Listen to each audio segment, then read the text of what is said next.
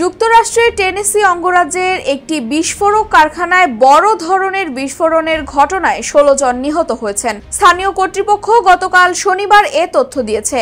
শুক্রবার বাক্সনট শহরে একিউরেট energetic systems নামের একটি প্রতিষ্ঠানের মালিকানাধীন কারখানায় এই বিস্ফোরণের ঘটনা ঘটে। প্রতিষ্ঠানটি সামরিক কাজ ও কোনো কিছু গুঁড়িয়ে দেওয়ার কাজে ব্যবহারের জন্য বিস্ফোরক তৈরি করে থাকে।